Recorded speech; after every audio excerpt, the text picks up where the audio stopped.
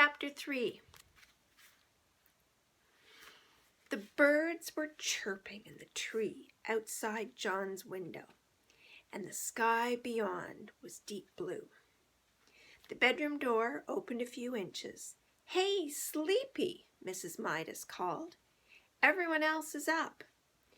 John put on his bathrobe and slippers, ambled to the bathroom, where his sister Mary was still brushing her teeth, and he had to wait until she finished.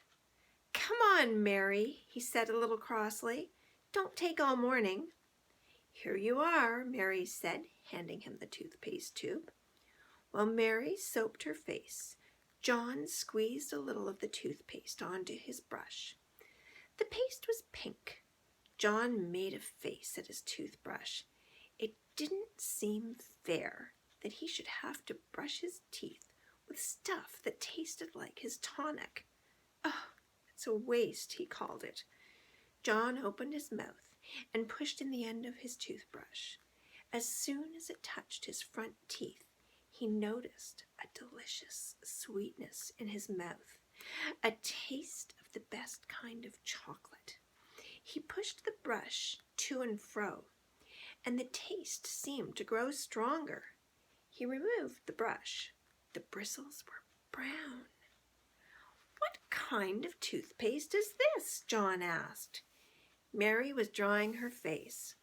"The same kind," she answered. "It says on the tube."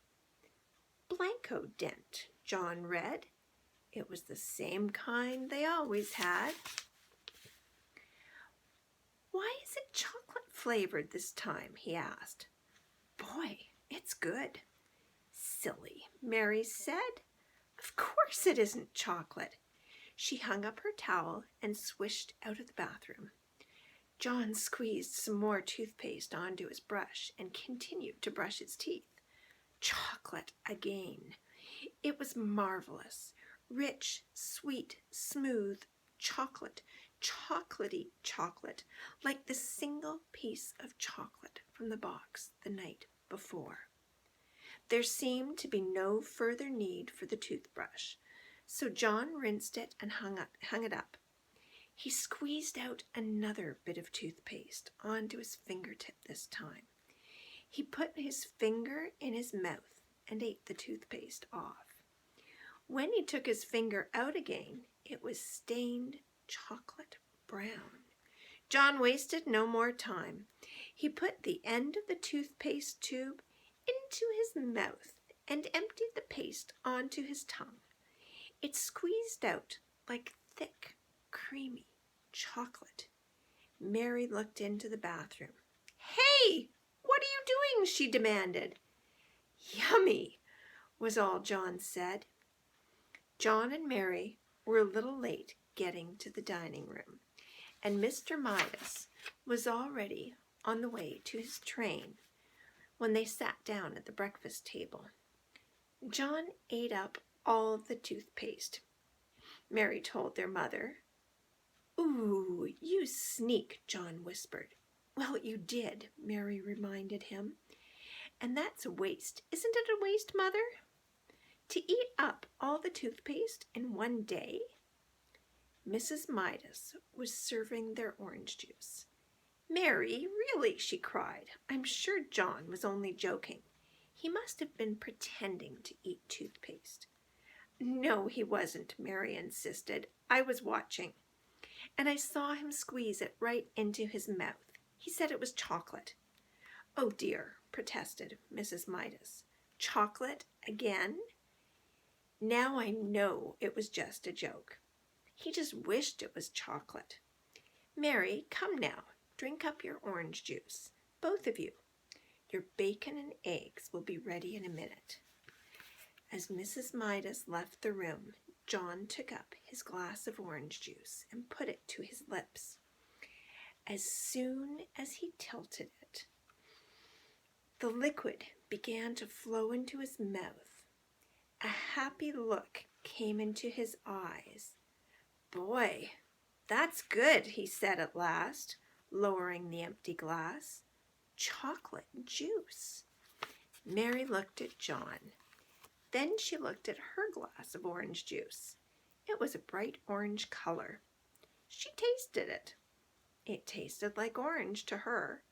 "It is not chocolate juice," she said. "It's orange juice. Orange juice is good for you." "Yes, John," Mrs. Midas said, hearing the last few words as she carried out the tray of bacon and eggs. "You must drink your—" She caught sight of John's empty glass. "John," she said, "you good boy. That's the first time in ages you've finished your orange juice without having to be told to." "It tasted of chocolate," John explained. "All right," Mrs. Midas said. "Very funny. But don't tease. Don't tease Mary too much. Remember, she's younger than you are." John silently picked up his fork and sliced the yolk of his fried egg. The yellow broke over the white, and he shivered as he watched it, as he always did. "I can't eat this," he told his mother. "Of course you can't," Mrs. Midas said. "You drank your orange juice. Try to eat your bacon and egg." John scraped up a small piece of egg and put it in his mouth. It immediately became chocolate. Chocolate white and chocolate yolk. Both lovely, lovely chocolate. John mumbled. Chocolate egg. In almost no time, he had finished every scrap of egg on his plate. Then he tried the bacon. The bacon turned into chocolate too. John had never before enjoyed his breakfast so much. After the orange juice that had turned into chocolate juice in his mouth, and the fried bacon and egg that had turned into fried chocolate, he ate 2 slices of chocolate toast with chocolate butter and chocolate marmalade, washed down with a glass of chocolate milk. "I'm very pleased with you this morning," Mrs. Midas said, as she helped John on with his coat.